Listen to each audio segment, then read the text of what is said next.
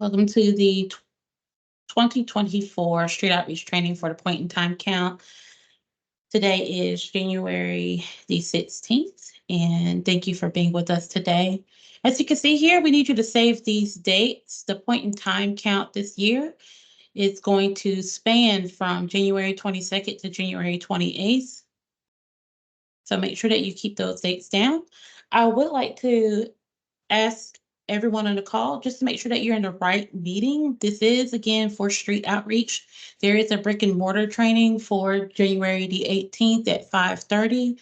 And that session will be a webinar that will also be recorded, and that recording will be released to the community within a couple of hours after the training has completed.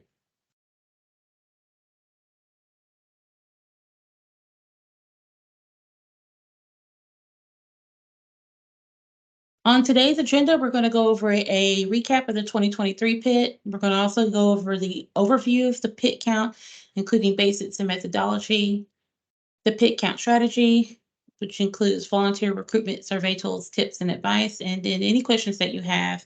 I do ask that that you hold your questions until the end of the call, because that will just help us to go through this seamlessly, hopefully.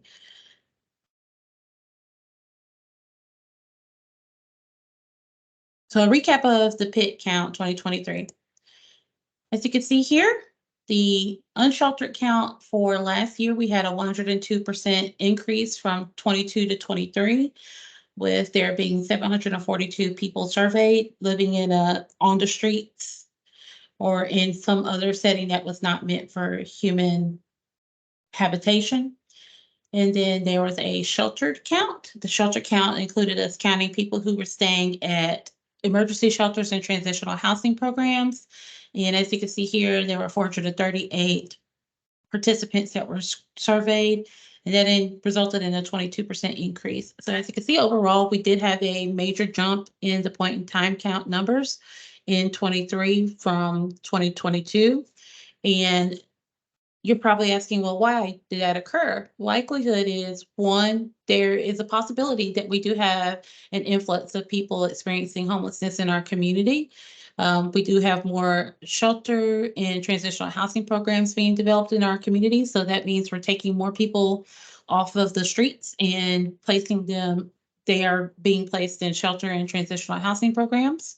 And then for people who are unsheltered, it's likely because we just have more people moving into the area or slipping into homelessness. And so these numbers show that. There's also the fact that there was a lot of volunteer presence last year.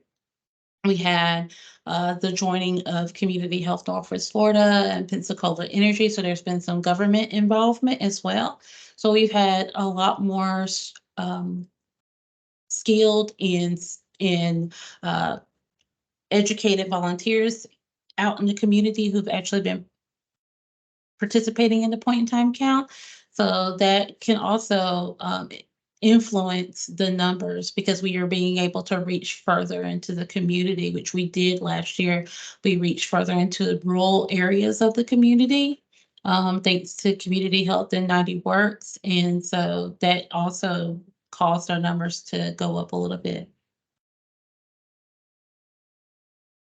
Point in time count basis. So the point in time count in itself is an annual census count. We have to perform this count in the last 10 days of January. It is supposed to be a single night. Your community can expand your count as long as you refer back to the single night for your community. For those of you who don't know, our community's coverage area includes Santa Rosa and Escambia counties. So that is the area in which we will be doing this survey. And we'll only be counting people who are experiencing homelessness in unsheltered and sheltered settings.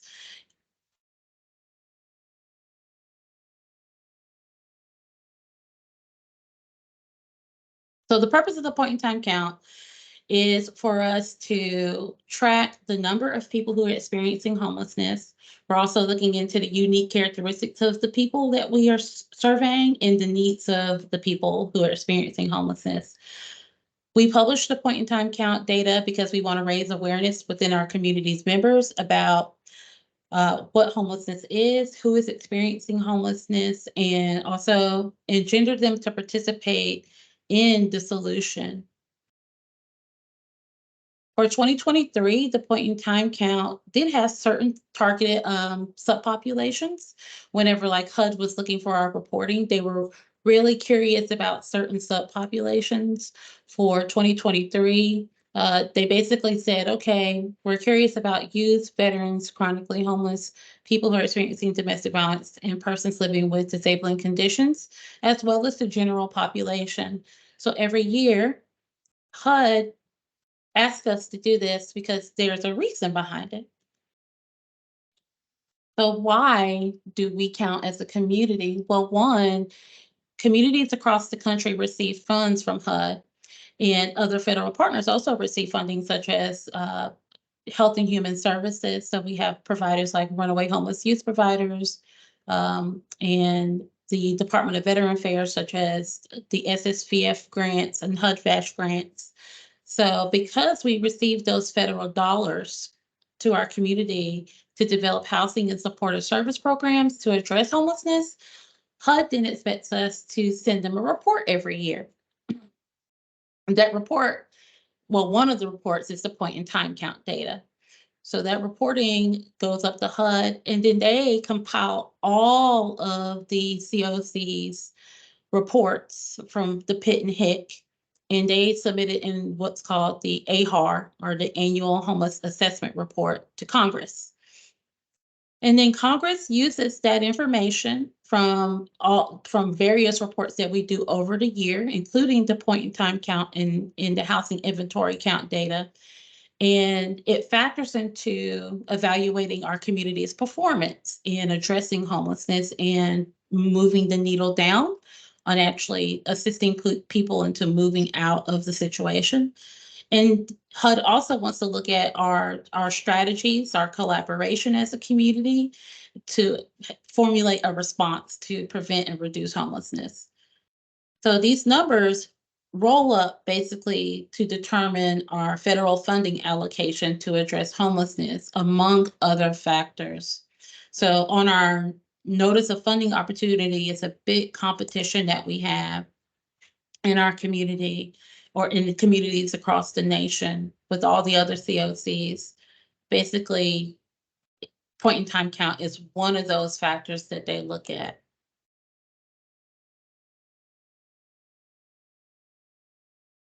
Throughout this presentation, we will discuss the following topics: who to count, where to count, when to count, and how to count.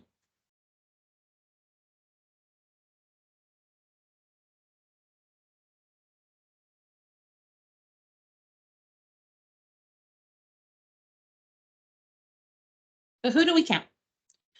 Volunteers will count individuals and families of any composition pretty much. So it doesn't matter what the family composition is, we're still going to count them. And according to HUD, a family is simply one or more individuals who live together.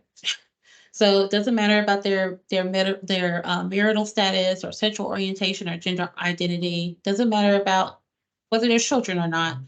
Just that they're together. They want to reside together.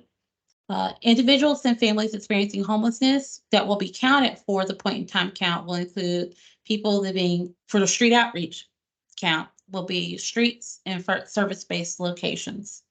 So sometimes we're going to ask some of our street outreach volunteers to actually float into other areas of the community to survey guests. Sometimes that will be going to shelter locations that do like day resource services, like Waterfront. Waterfront is an emergency shelter, but they also have a day resource center. So there are going to be times where we're going to ask some of our street outreach teams members to float to shelters and transitional housing agencies that serve a dual purpose in our community, and also to help with overnight check-in, because some of the shelters are downstaffed, and that will just help them if we can count people going into the shelter on the night of pit, which we'll get to later.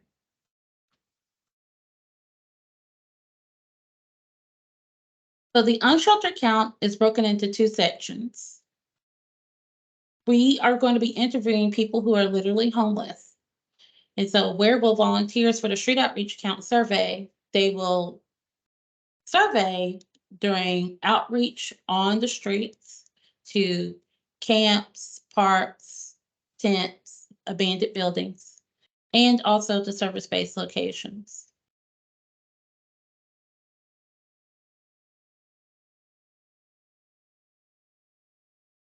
So with the street outreach count, who are we going to be counting? Includes people who are staying at, bus stations, who are staying in abandoned buildings. So we're going to be hopefully turning over every leaf that we can to engage with people who are out in the street outreach setting. Sometimes you'll connect with people who are living in one of these settings at one of the resource centers in the community, or food pantries or soup kitchens. And so these are the types of situations we're going to be looking at whenever we are surveying people. You may ask, well, can we count people who are in tiny homes, sheds, or RVs? Yes, especially if these locations don't meet local code. They lack the adequate facilities, if they're not connected to utility services, and if they're not temperature controlled.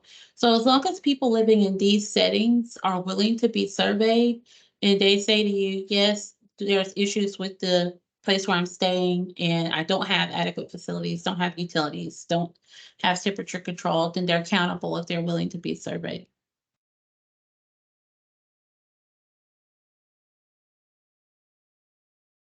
So some of the service-based locations where you're going to be counting include this list here: day resource centers, soup kitchens, food pantries, healthcare clinics and hospitals, clothing closets, and service agencies, depending on where your outreach team is being plugged in.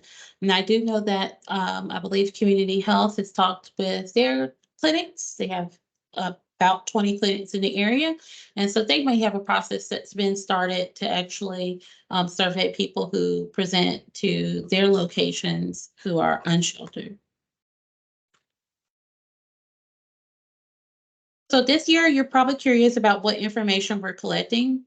So we're collecting the demographic information, so date of birth, ethnicity, gender, race. We're also looking at veteran status, disabling conditions, domestic violence status, um, information about the length of time the individual has been homeless, and then what their homeless status is. We are not forcing people to give us this information. So that means, like, if they are uncomfortable and unwilling to have this information collected, one, they can skip that question in the survey tools, and they can also decline to complete the survey. They can stop the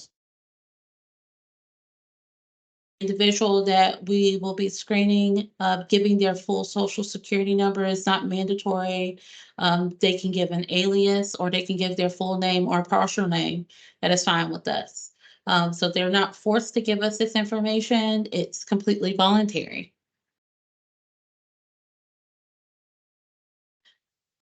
So the official date of the point in time count is January 22nd, 2024. It's next Monday. Well, Monday that's coming up. So when you're asking the questions on your survey, the first question that you're asking is, where did you sleep on the night of Monday, January 22nd, 24? For our COC, we are expanding the count to January 28th. So all surveyors, street outreach team members, service-based site volunteers, every time that you're giving the survey to a new participant, you want to ask them, where did you sleep last night? Well, sleep on the night of January 22nd, 2024. Because what we don't want to do is report a situation for a later day.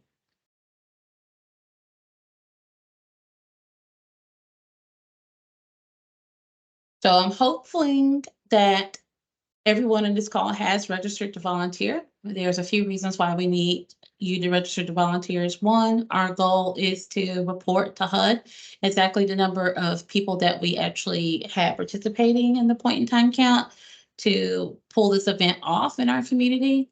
But it's also legally, we have to like have a registration. There's some legal leads that we have to go through.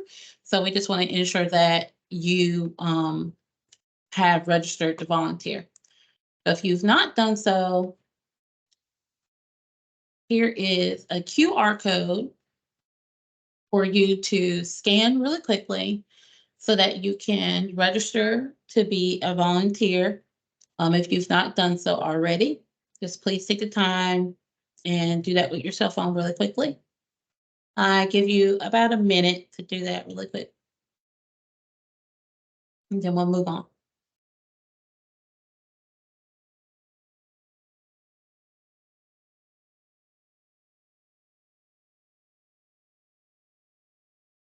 So as a volunteer, when you register, it is a drop form. That drop form should be simplistic. Within the drop form, there are some survey locations. If you are a street outreach volunteer, at there within the section where it talks about the different locations, the first line, the first option there is for street outreach. If you're a part of a street outreach team, and if you have not already done so, you should be connected to Mr. Rocky Harrison at 90 Works so that he can get you connected to one of the teams. And the last time that we had met, there were about 17 teams already formed. And so Rocky will be able to plug you into one of those teams and introduce you to your team lead.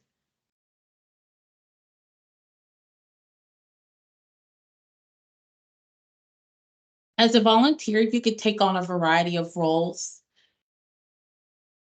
You can assist with in the following ways. You can drive the census route, you can handle and distribute the care bags, you can read the census map and guide your team through the routes, and you can enter the survey either on the paper form or the Hyperion app, which is that web-based that website that you'll go to complete your surveys. Groups who engage with large encampments, we just ask that you make sure that you connect with Rocky or contact Serene to ensure that you have their contact information. It is at the end of this slideshow. Just make sure that you keep plugged in with them just in case you run into any issues.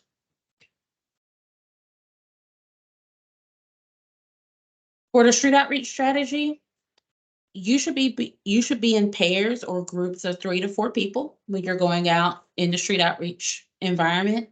Each group is going to have a team lead. Each outreach team should have a color-coded map. Rocky should have already dispersed this information to the different leads or to the committee, the subcommittee. And so I did see that information go out. Volunteers will either use a paper form or the web-based mobile app to ask people who are living in an unhoused setting to complete the survey. Within both of the tools, there's a script. You will actually receive a template of the script in the email so that you can see exactly what the questions are. And then teams will survey their area because each team has a certain section and with cross streets. And you're going to stay in that area for 3 to 4 hours. We ask that you make sure that your entire area is cleared. Don't move on to another area, definitely without contacting Rocky, because what you don't want to do is overlap with another team's area and end up duplicating your count.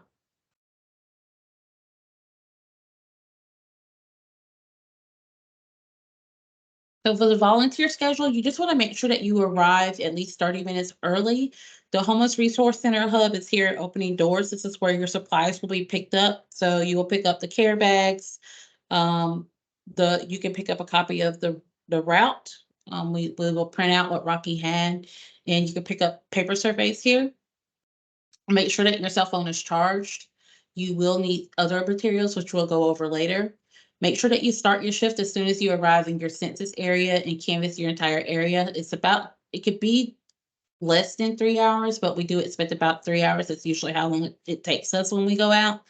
And then when you end your shift, if you've used all your materials, make sure that you return the materials back to the Homeless Resource Center, because we will basically take those materials to the U Count event or save it for later in the week for the surveyors that go out during the weekend.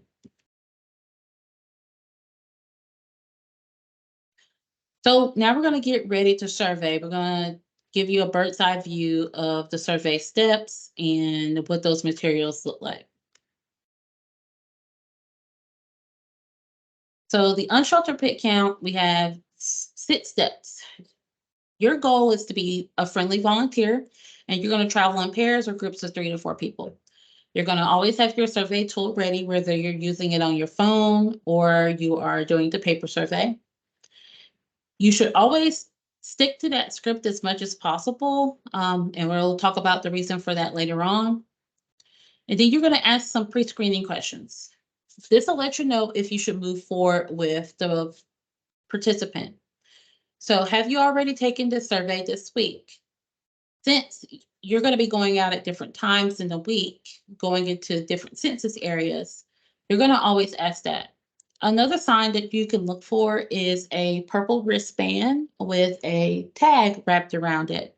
That purple wristband with the tag basically lets us know that someone possibly was surveyed earlier in the week. It doesn't guarantee it, but it can mean that they have been surveyed.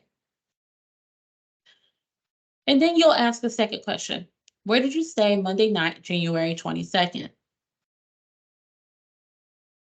If someone answers a living situation that is not deemed to be a homeless situation that's counted by HUD, then the survey will end.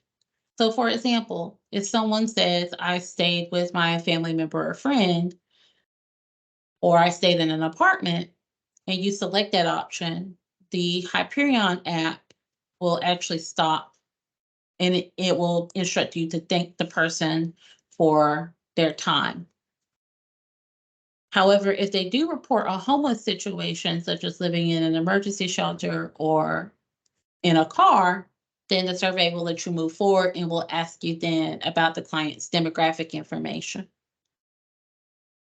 At the end of the survey, you will thank the respondent for their time and you will give them a care bag. And we'll talk a little bit later about what other instructions you'll do.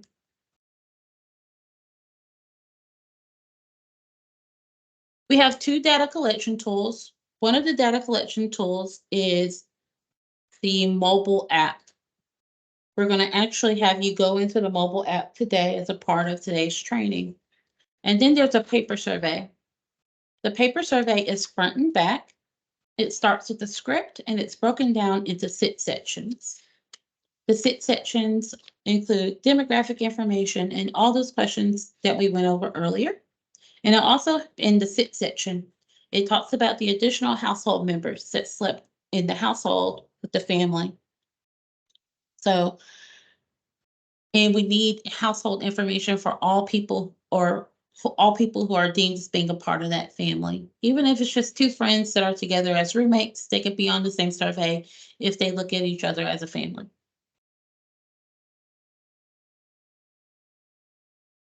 The paper survey, as I said, is broken down into 6 sections. And I will send you that template at the end of today's meeting. Here's a sample of the script that was comprised by Mr. Rocky Harrison in the HMIS Department at Opening Doors. The script, as you can see, is very short and it gives just enough information to help the individual that is being approached to understand exactly what our purpose is with communicating with them for today. As you can see here, we explain that participation is voluntary and that our goal is to keep their information private.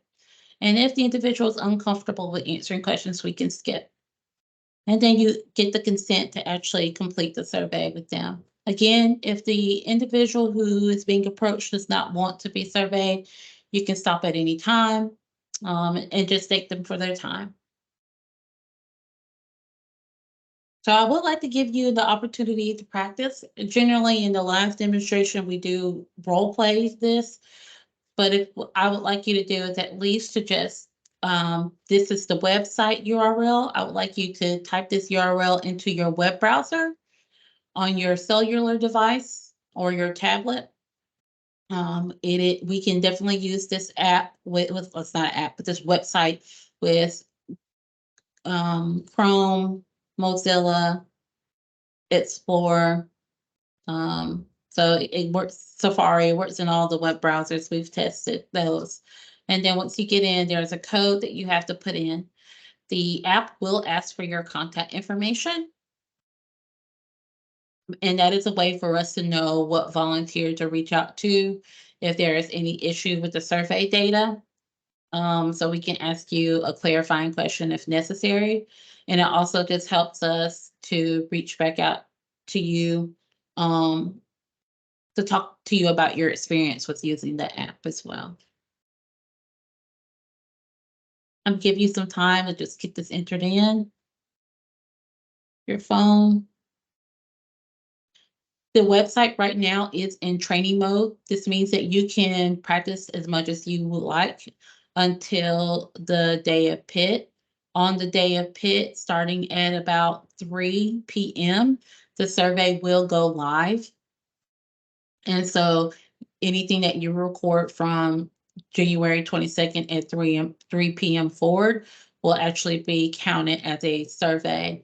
So we do ask that you practice just up for the next 5 days so that we ensure that any data that you put in later on is not considered a count individual.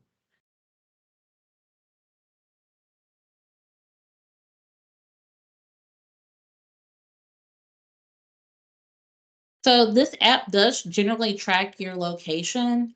This is because we use this to create for GIS mapping so that we can keep track of our encampments in service-based locations and brick and mortar locations where we are doing the survey from year to year.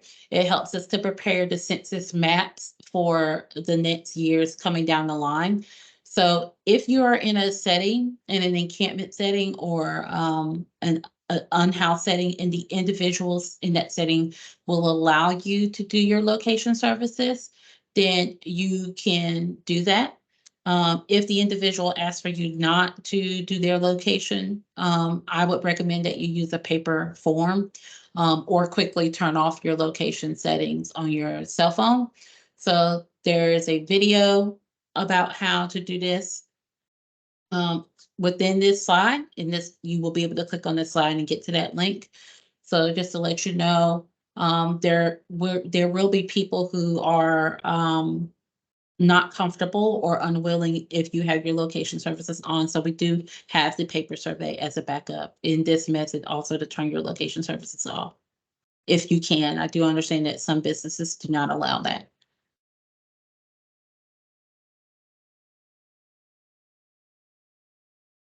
With Android devices, I do want to bring up that there is a little way that you have to do this to ensure that you can do the date of birth within the device itself. So when you're there's detailed instructions on how to change the date of birth, the calendar on your Android device when you're using the web-based application. So there's a video tutorial that you can watch to go through those steps as well. I would recommend that you review this webinar again before you go out and do census, and go through the videos if you have an Android or an iOS device to just test things out before you go out in the field. Important street outreach materials that you're going to need to have with you. You're going to need a census tract map, your cell phone, a portable battery charger, the care bags that you pick up from the homeless resource hub. And if you're a night counter, you're going to need a flashlight, and you're also going to need safety vests.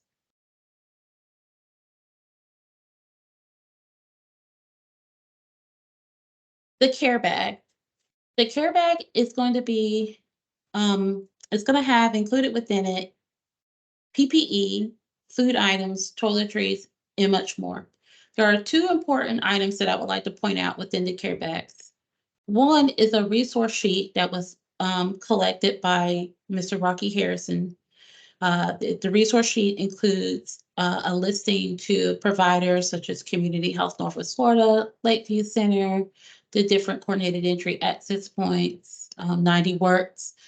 There's also resources from those organizations within the care bag itself. So some rack cards and business cards as well. There's also the Real Change You Count purple wristband. The Real Change purple wristband, it says opening doors nwfl.org, and it has a white admit one ticket on it that has the date of January 25th, 2024. This wristband is an individual's ticket into getting into the U Count event on January 25th. On routes to and from the Pensacola Bay Center where the U Count event will occur. So it can only be used on January 25th, and it's only for riders attending the Escambia County Real Change U Count event.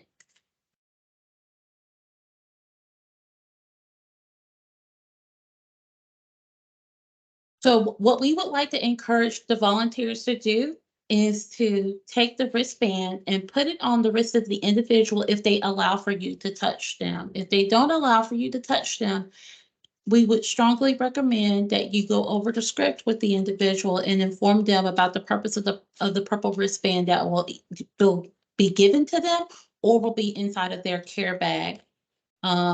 We want you to ensure that you notify them about the wristband and how it is used. And we also want you to inform them that there is a security check at the Bay Center. There's no weapons and outside food or drinks allowed into the center. So we want them to be aware so that they make arrangements for their belongings before they come to the point in time count, the U Count event at the Bay Center. And we also want this to inform you if you are a volunteer or service provider for the Real Change U Count event. We want to make sure that you are aware as well that even you have to go through a security check and in the not having weapons and outside food and drinks. So just want to make everyone aware of that. So some street outreach tips. When you're going out and doing street outreach, you always want to show respect for the physical space of the person that you're surveying and also their belongings. So when you're entering an encampment, always announce yourself before entering. And when you're approaching someone, don't hover. Be careful when you're even sitting down or kneeling. It is always a good rule of thumb to ask permission before you do anything because that just shows respect. We do recommend what's called a backup approach, which means one person will lead calling out before going into an area, and there will be a backup. You just want to make sure that you keep eyes on each other while you're doing surveys and be aware what's going on.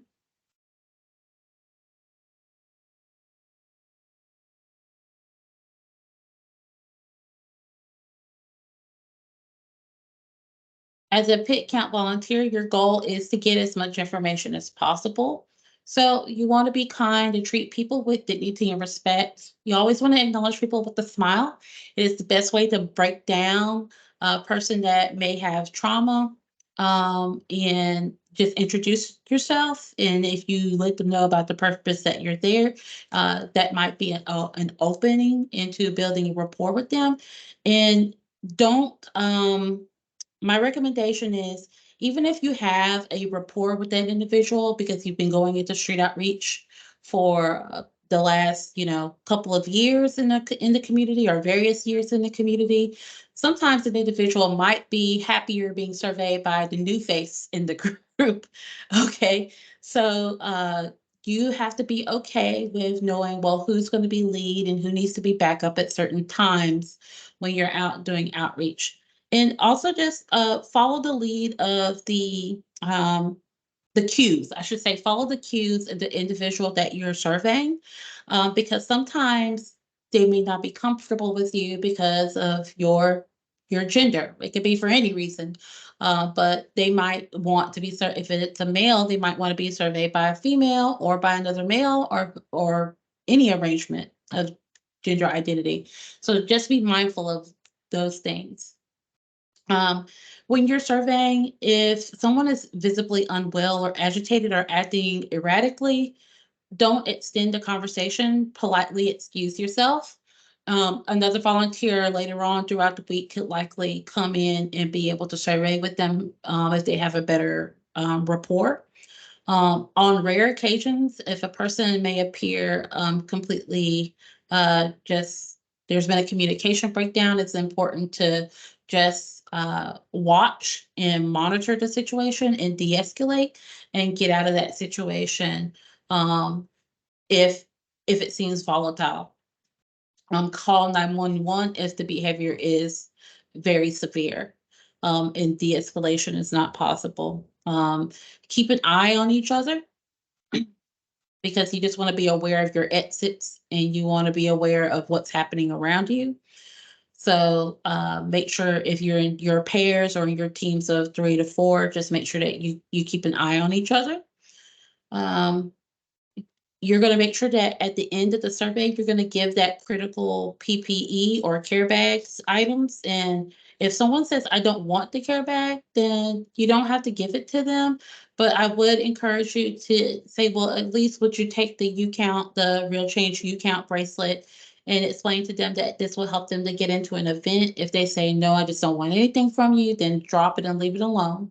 Maybe someone else later on will engage with them and attempt the survey, and then they can encourage them to take the items in or take the U count bracelet at that point. Um, don't withhold the care bag, even if someone says, if someone completes the survey or only completes it halfway, definitely give them the care bag. Because that would just encourage them to come to the UCAN event where they're going to be engaged with someone else or be engaged later on in the week. So it kind of work like census workers where we keep asking.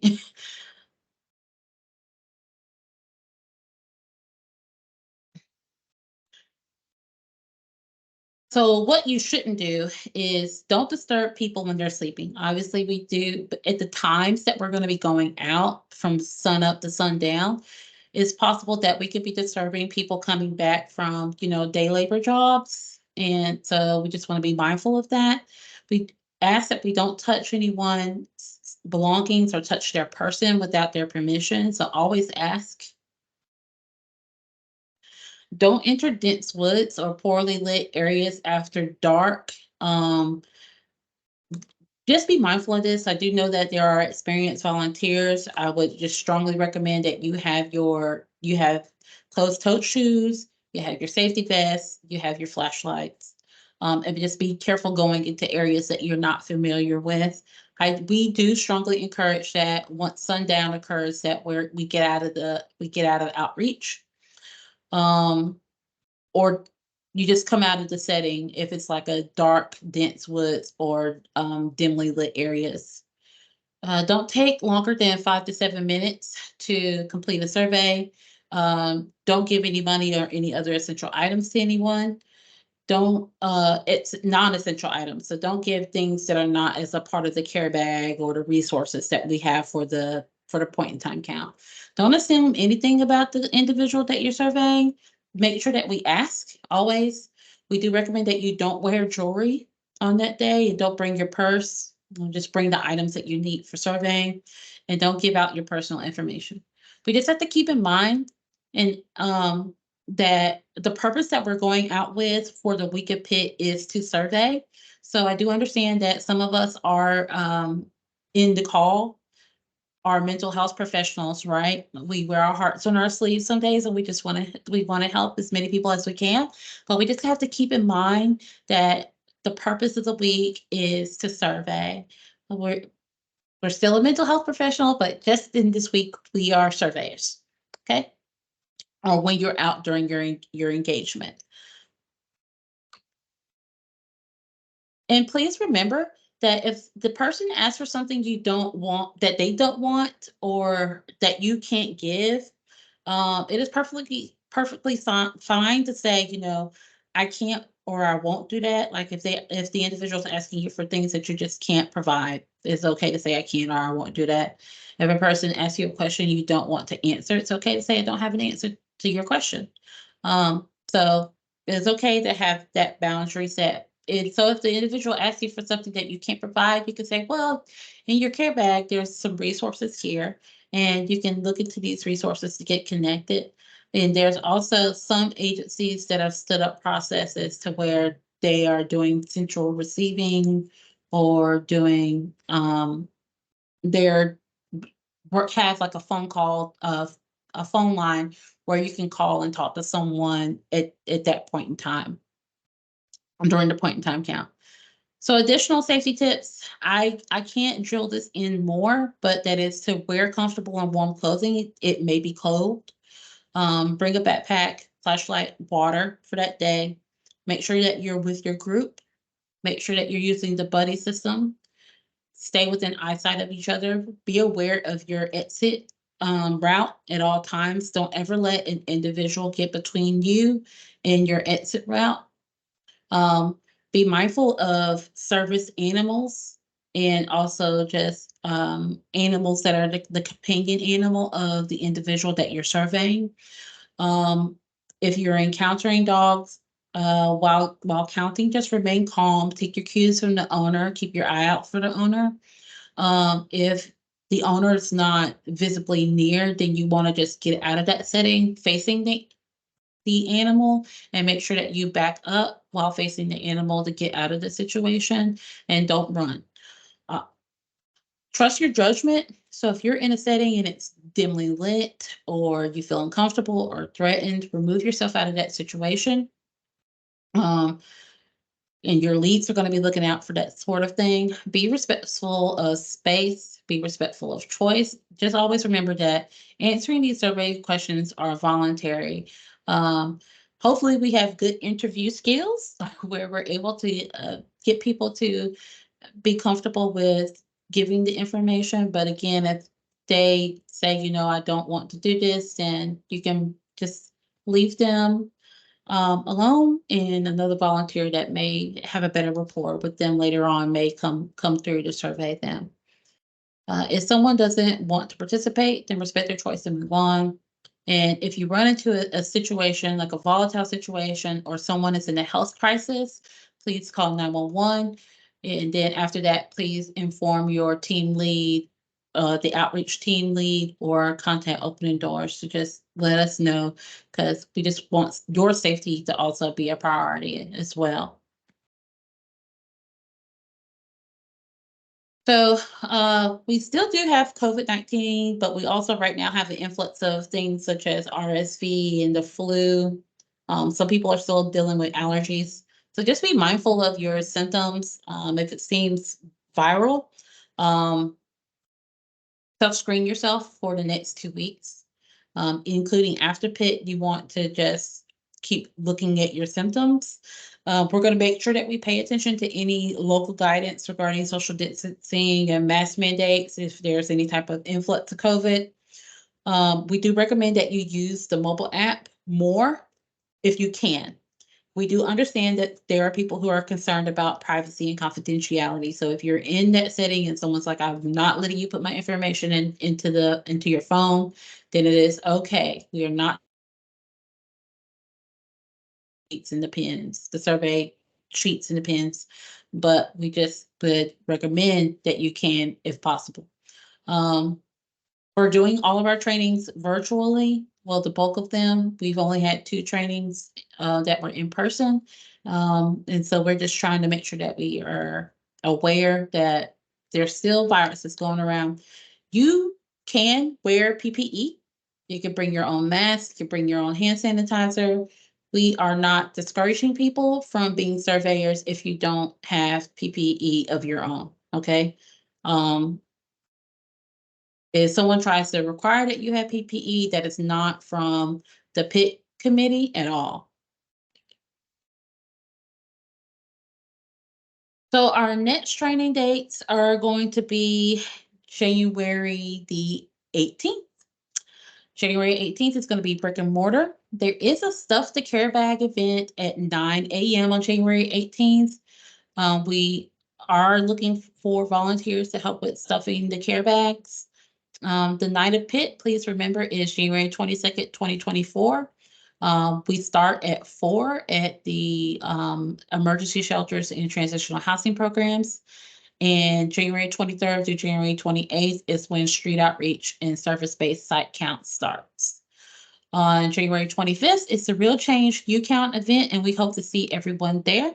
So please help spread the word to even your many contacts and in your network. If people are wanting to be involved with the census count for this year, please get them pointed to the volunteer sign up.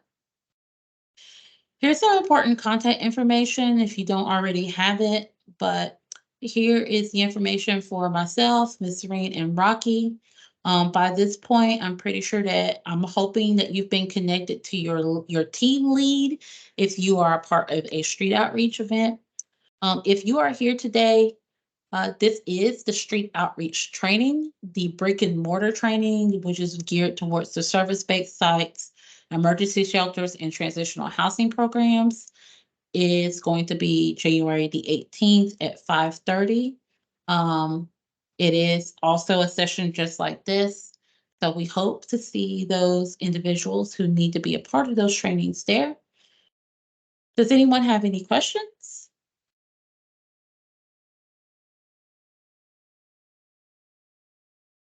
You can come off mute if you have any discussion. Hi, this is Joe Heron. I'm with EPS Ministry, so I'm just going to be doing some counting there during the food handout on the 25th. So when would I come and pick up the supplies that I need? Please come and pick up your supplies on January the 22nd.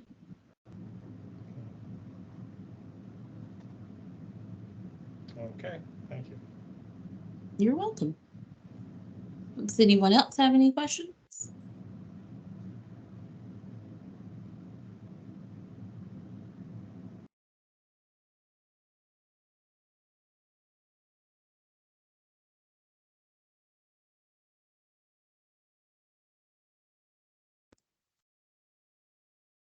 Okay, if we have no other questions, I am going to end our recording.